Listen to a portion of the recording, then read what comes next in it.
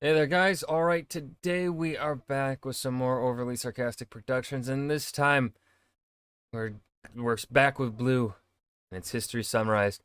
Scotland. I can't do it. I can't do it. I can't do a Scottish. I can't. I don't know why. I feel like I can do an Irish better than I can do a Scottish, but also I'm not going to show you guys my Irish because you would just make fun of me. It's not good. Anyways, before we dive in, make sure you go and check out the links in the description box below. I would love to join the Discord, follow me over at Twitch, and please do go check out the gaming channels here on YouTube. One is just the stream VODs, so like the 3 hour plus videos, me just playing games. And then the other gaming channel is edited content of those streams. So you pick and choose which you want, or do you want both? Oh shit. Where is this accent going? I don't know. I'm sorry. So if you want long form, really long ass content, go to the stream channel. If you want shorter content, there are only 3 videos up on that one right now. Go to the edited channel. If you want both, go to both. Anyways, with that said, let's get into Scotland. In researching this video, I very quickly learned a valuable lesson about how little the Scots mess around. Okay, I thought, the Scots and the English hate each other, sure, but it can't be that bad, honestly. Oh, brother. So I took a little peruse to see how many times the two actually fought each other, and sweet Mother Mary, that is a lot of— Not enough. The Scots need to do it again. Come on, Scottish independence, baby. I support it. More fighting. More beating up the English, please. Watching the English get beat up is always funny. stabbing! Scotland! Who hurt you? England did! Trick question, England. So be warned. We have the same brain. The Scots throughout history are every bit as bonkers as they come across on Twitter. Called a weird French bitch out for being a weak cow on my photo, and she's threatened to kick home to come to Scotland and be out. Oh my god, je suis. What? To find out why, let's I need to look up videos on how to do a Scottish accent, and then I'll come back. do some history. This video is brought to you by Audible, which is a wee bit ironic, seeing as the Scottish language is damn near inaudible.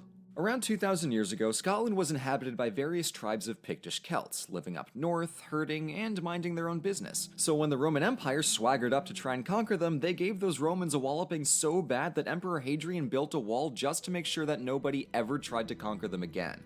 Essentially, Oversimplification, but yeah, it works. I just don't think you can do this one. I've been an assassin for a while now. What makes you think, oh, get that shit out of here, you're right. so even though these original Celts weren't anything like modern Scots, it is refreshing to see the national character demonstrated so well at such an early stage. Rome eventually collapsed, but Europe reintroduced itself to Scotland via Christianity and Anglo-Saxon migrations, which coalesced through the 7th century into a few main groups. For our purposes, the most relevant two are the Picts and the Scoti, where we get the name Scotia, aka Scotland. In 843, Kenneth MacAlpin united the Scots and Picts in order to create the Kingdom of Elba. The early kingdom had to deal with the Vikings and the English in the 8 and 900s as land from every corner was getting yoinked. But beyond outside threats, there were also constant internal fisticuffs over the crown. The quintessential example of the early Scottish king is Macbeth, whom hereafter shall be referred to exclusively as MacBoy because that play is haunted and I'm not looking for trouble. Trouble is, nearly everything you might know about him from Shakespeare is wrong. Here's why. See, the Scottish crown didn't follow a strict succession, but claimants came to debate who was best fit to rule, and this caused constant disputes that escalated into wars. So MacBoy actually killed King Duncan in a battle in the year 1040 and ruled for the next 17 years peacefully, generously, and successfully. In 1057, he died in another battle against Duncan's son Malcolm Canmore, who then assumed the throne. All that stuff about murder conspiracies got added by Scottish historians centuries later, but civil wars over the throne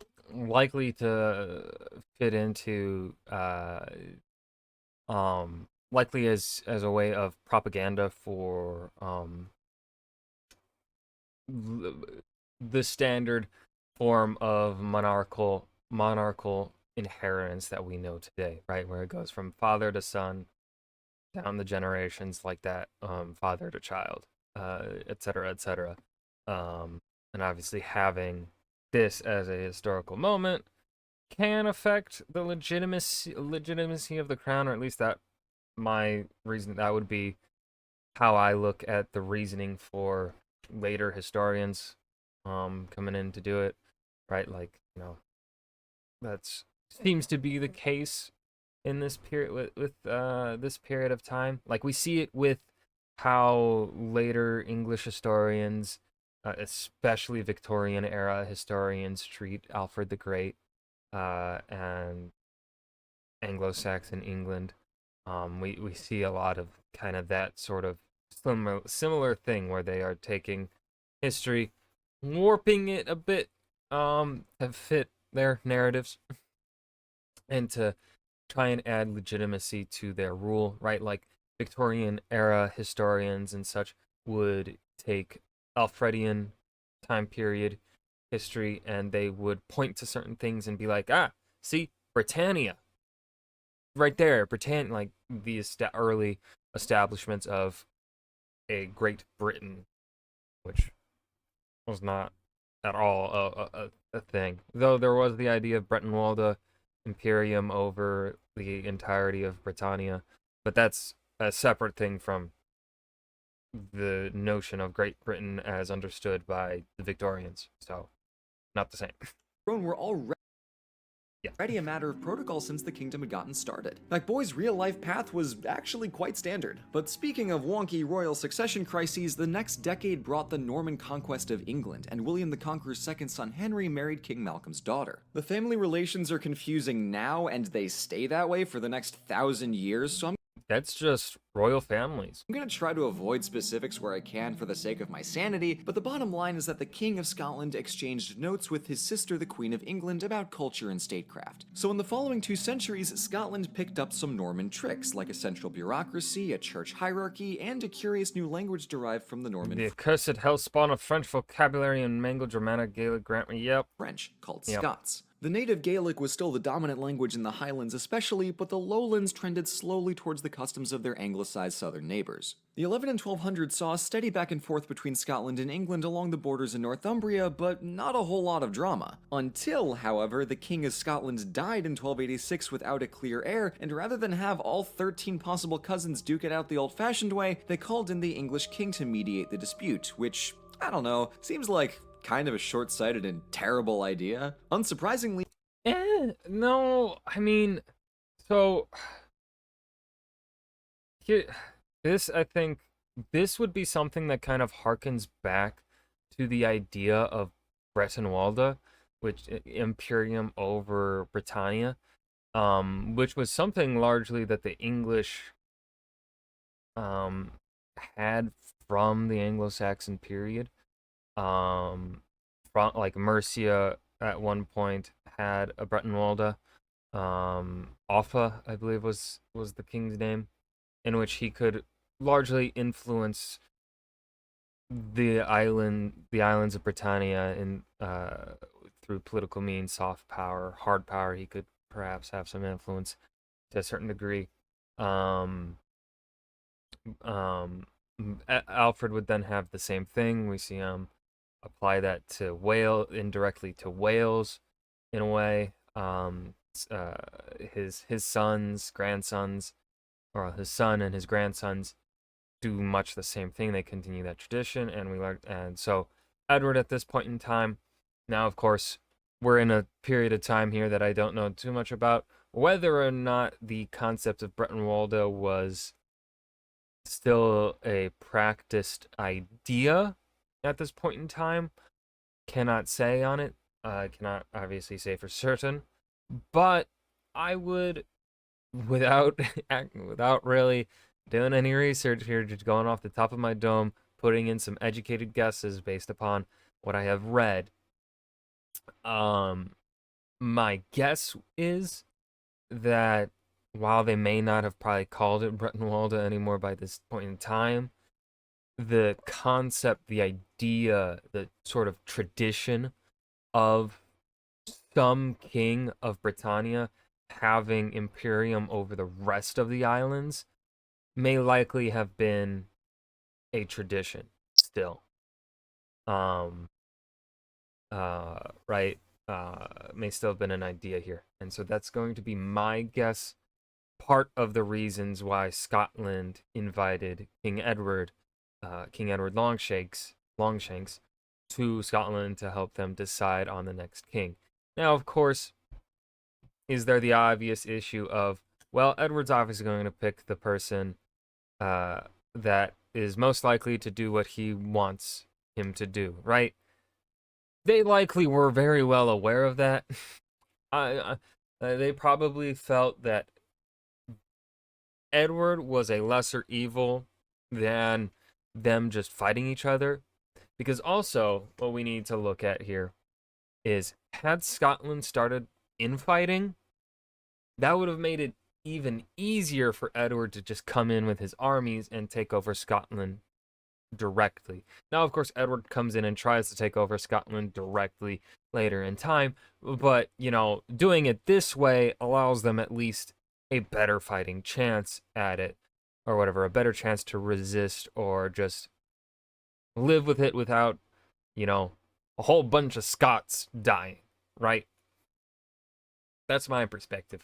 King Edward installed the weakest, most pliable puppet who would let him treat Scotland like a vassal state. And when even that pushover got fed up with forfeiting Scottish land, paying tribute, and kneeling to English superiority, King Edward invaded Scotland, dethroned the king, and yoinked the Scottish coronation stone back to Westminster, dragging Scotland firmly under the English heel. This was, frankly, terrible, so the Scots duly rebelled against England under the command of the famous William Wallace, who won a victory at the Battle of Stirling Bridge in 1297, but lost horrendously at Falkirk the next year, and was later executed by England and paraded around Scotland in pieces. Quick fun fact, of the many reasons that the movie Braveheart sucks, the blue war paint that everybody's wearing is about 1,000 years out of style for the Scots. I mean, come on, that kind of anachronism is like dressing the cast of The Godfather in togas. It was after Wallace died that Robert the Bruce took up the mantle of Guardian of Scotland. He had to kill a rival claimant to earn his Though we're occupied by a foreign adversary, we cannot neglect our time-honored tradition of interregnal death matches. I don't know what accent that was. title, but he also earned an excommunication from the Pope because apparently murdering somebody in a church is impolite and a mortal sin.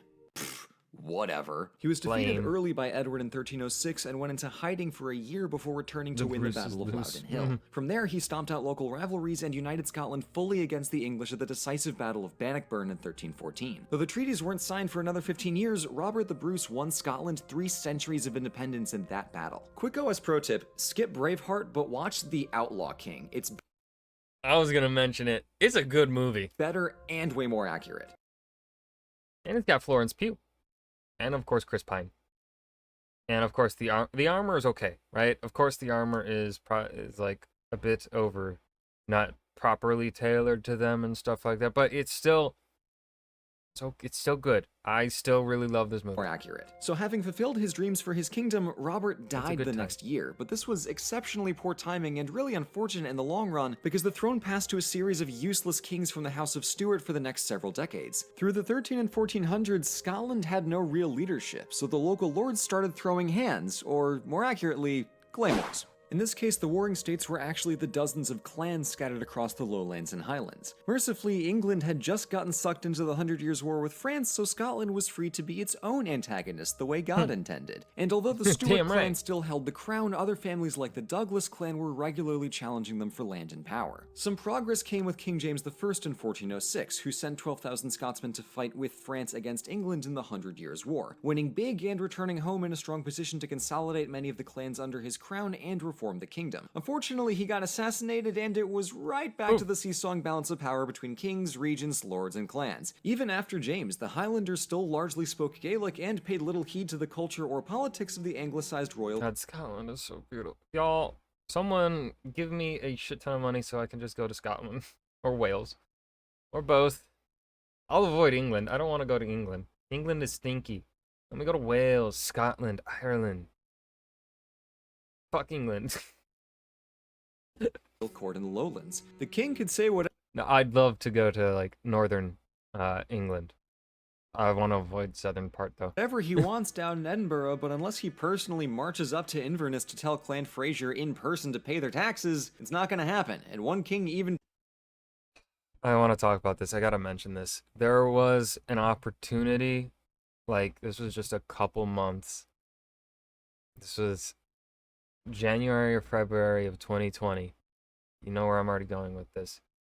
My school's history program or whatever, there was a thing going around where for an upcoming semester where it would have been a study abroad in England.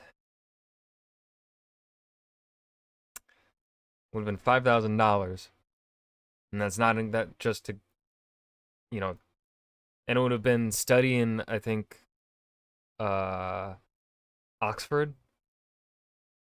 I think it would have been a study abroad in both Oxford and Cambridge.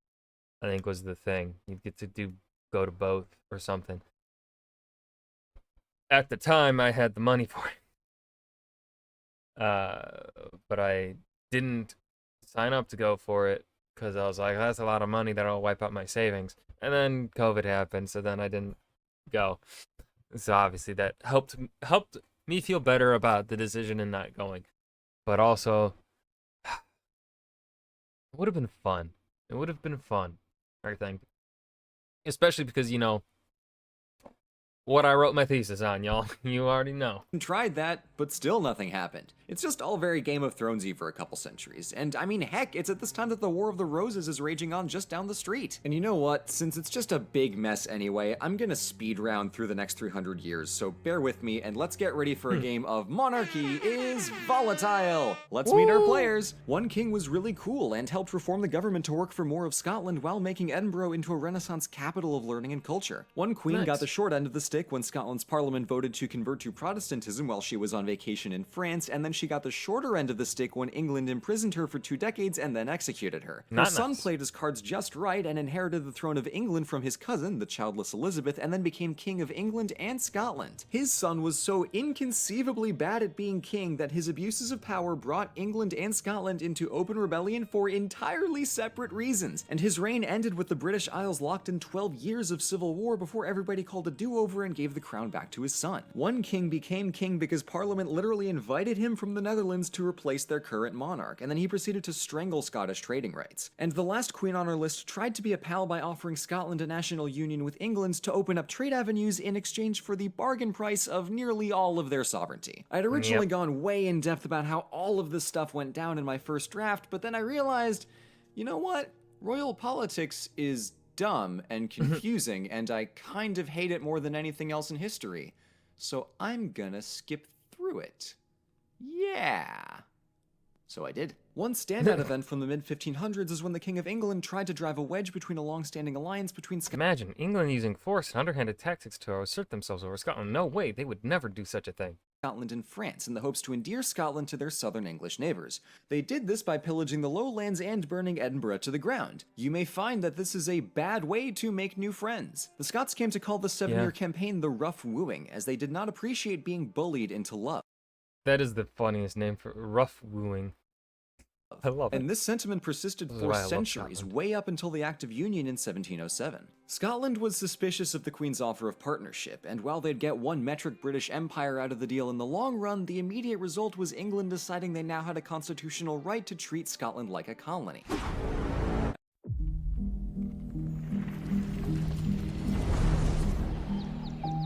As you can see, this is kind of a recurring problem, and it led to 2 revolts for Scottish independence in 1715 and in 1745. Both failed, but the second one spooked England into being slightly less despicable about everything. In the next century and a half following the rebellions, things turned remarkably for the better as the Enlightenment came north. Writers like Walter Scott and Robert Burns helped rekindle the Scottish identity, and thinkers like Adam Smith and David Hume radically changed European perspectives on rational thought and economics. Hume claimed that reason was the core of human thought, and Smith described the benefits of letting people act in their own self-interest. This all sounds very profound, but don't be fooled. The clear Scottish subtext to these ideas are, the English don't make a damn lick of sense, and we'd be better off making our own decisions. And you can't expect I love that perspective on the reasonings behind, I love that. Oh shit, I've literally never, I've never thought of, especially Adam Smith's writing in that perspective here of Scottish independence. That is really neat. I love Expect a that. Scottish Enlightenment thinker to not bury snide comments at England under 2 tons of hard academic theory. Though Scotland had long been an educational powerhouse, in the following 2 centuries they also became the industrial heart of the British Empire, producing such famous doodads as the steam engine, the telephone, radar, and mechanical television, and also most of the ships in the Imperial Royal Navy. Nice. Other happy Nice. beneficiaries of the 18th and 19th centuries were the cities of Glasgow and Edinburgh, which built up substantially in the Georgian neoclassical style, and they just look really damn pretty. Funny thing about the Edinburgh castle is instead of firing off 12 cannon shots to mark the passing of noon like the English do, they just wait 1 hour and save 11 rounds. That is so Scottish. Quickly approaching the modern day now, Scottish attitudes towards the Union grew more suspicious as England seems to care less and less by the decade about what happened up north, and the hard-forged British identity faded with time and the decline of the British Empire. After years of campaigning, Scotland gained greater autonomy and the right to hold their own parliament in 1999. And the first words spoken there were, quote, "The Scottish Parliament, adjourned on the 25th of March, 1707, is hereby reconvened." And if that is not some big Scotland energy right there, then wrap me in a tartan plaid and throw me in Loch Ness because I know what is. Now, if you want to jump into the tumultuous world of medieval Scottish murder kings, then you've got to go for Shakespeare's Macbeth. And that was History Summarized Scotland. This was good. This was a really good episode. I believe this was a video he made like just a few years ago. So it's one of his newer ones. So yeah, and the quality shows. Yeah, this was really good. I really got no complaints about it. So yeah, I think for a history summarized, this was fantastic. I hope you guys enjoyed as well. Remember to hit that like button and subscribe for more. And I will see you guys in the next video. Peace.